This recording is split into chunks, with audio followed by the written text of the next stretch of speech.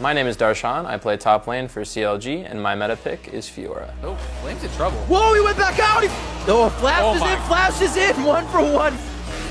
See this fight against Pobelter. He is in the minions trying to reach the vitals. Bottom side, dashes for it. Pobelter hiding it against the wall. Could come up with the kill. Oh, he gets it! Darshan's here. Darshan is in. They're on to Flame. They said tank. What tank? Cut him down and make him some lumber.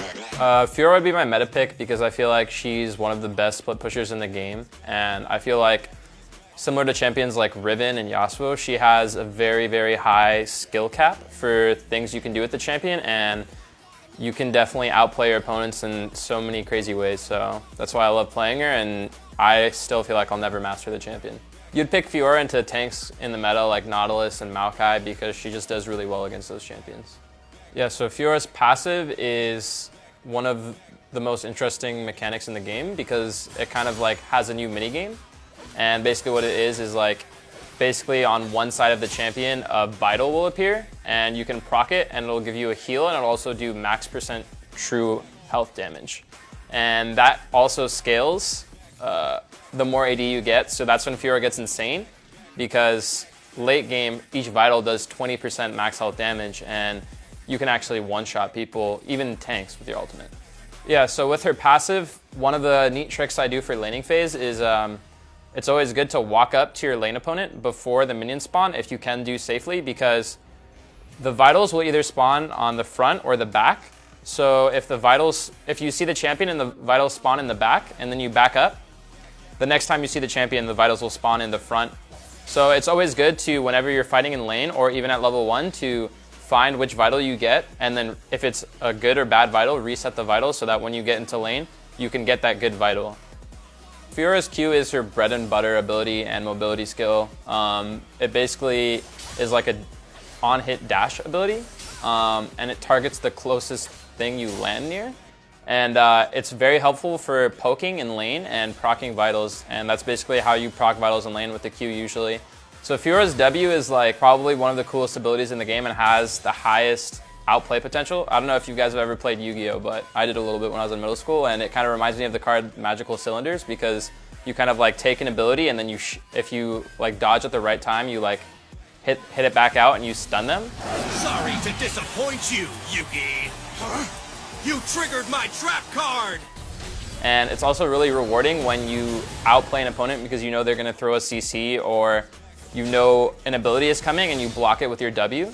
I think it's like one of the coolest abilities in the game, and the reason why I love playing Fiora so much is because you can never get good enough at using that ability. There's just so many crazy ways you can outplay your opponent.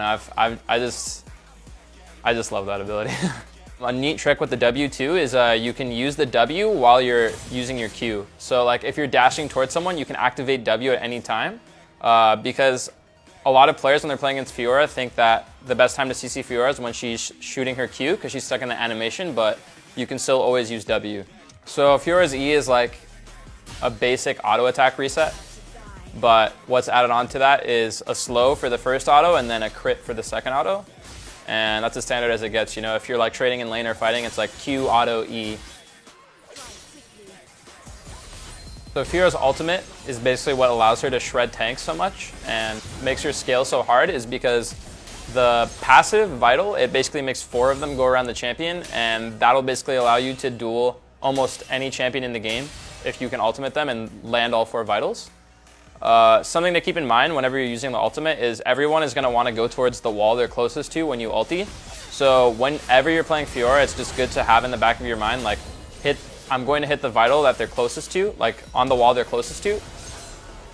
So with Fiora, you're always going to max Q first, then E, putting points on ulti whenever possible. And that's just always going to be how it is on Fiora. I don't think I'd ever change that. So for Fiora, I always go attack damage reds, health per level yellows, CDR per level blues, and then attack speed quints. And then for the blues, you can swap that out for magic resist. And then for the yellows, you can switch that out for armor if you're against an AD or AP champion, depending. So if you don't need MR, like say you're against an AD champion, you would just run armor and then you'd run CDR per level blues on Fiora because CDR is just insanely strong on Fiora once she starts scaling. On Fiora, I always go 18-0-12. Fervor is pretty strong right now on this patch, and you always want to get the reduced summoner spell CD and the increased healing, so you go 12 in defense and then 18 in offense. Yeah, so the same items I always build for Fiora is Black Cleaver, Ravenous Hydra, Bloodthirster, and Guardian Angel. And usually it's almost always like, first item you want to get like a Tiamat or a Phage, depending on if you need HP, then you can get the Phage first. If you need if you just need wave clear and push, Tiamat's always better for more pressure. And then usually you want to rush the Ravenous Hydra. And then after that you want to get the Black Cleaver for more tankiness and CDR. And then from that point, if you want to team fight more and if you want to get a little more tanky, you can get a Guardian Angel, which is always a solid option. Or if you want to go completely for damage and split push, you get the Bloodthirster. And then fourth item, whichever one you didn't get, you get the other one. And then after that, it's completely situational on, do I need more tank items or do I need more damage? And you can build, like Blade of the Ruin King isn't even bad now. You can get Frozen Mallet, you can get Randuin's, you could get Spirit Visage. There's like a lot of different defensive options after those four. Yeah, so whenever you play Fiora, she's kind of a split pusher, and the most important thing is farming to get your items to when you actually are unkillable. So I think whenever you play Fiora, you should just focus on farming and focus on like getting good poke, but you don't want to be looking to roam around the map. You don't want to be looking to team fight early necessarily. You just want to be in the side lane, splitting as much as possible and pressuring as much as possible. And once you get to your 2 item or 3 item mark is when you can really carry the game. So I think that's kind of the mindset you should have when you play Fiora. Yeah, so Fiora in the laning phase, her strongest asset is her ability to poke and then not take damage in return because of how her vitals are. So whenever you have good vitals, you always want to hit those and then focus on CS. And then if it's a bad vital, that's always dependent on how they're positioning in the lane. But you should always use the good vital to pressure them off the wave, and then if they walk up for the trade is when you can abuse that. And then when they get to like half or below half is when you can look for the all-in. And then when you hit level 6, your ultimate, whenever they're in the middle of the lane, you can always use your ultimate to get like a really strong chunk if you're against a tank to have pressure in the lane. But usually if it's a more volatile matchup against like a carry, you want to save your ultimate, because if your ultimate is down, then you have no pressure. So it just depends on whether you're against a carry or a tank, but you always want to look to poke and just farm up.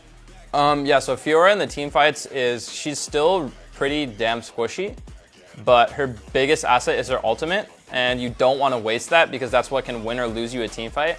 And knowing when to use your ultimate is basically knowing when their tanks engage or when somebody on their team engages. So when someone uses their escape, like say Gragas body slam flashes in, then you know it's a great time to ultimate him because he doesn't have anything to get out, and if you proc that, you get the heal for your whole team, and the tank's just going to get shredded by your ultimate. But you don't want to use your ultimate when Gragas hasn't used his body slam. He's kind of walking up, kind of baiting you to use your ultimate. That's the worst time to ulti. So the biggest thing on Fiora is you just want to like poke at vitals on the front line, and then look for a time to ulti their tank. Because Fiora isn't really that strong of a diver. My meta pick is Fiora. I hope you guys learned a thing or two about split pushing and kind of try playing the game in UA, because I know a lot of people love to pick those team fighting champions, but I really love switching up the play style and kind of going more towards a split push oriented style. So definitely try out Fiora. Tell me how you liked the split pushing action. And thanks for watching. Make sure to subscribe and make sure to follow CLG for more meta pick videos.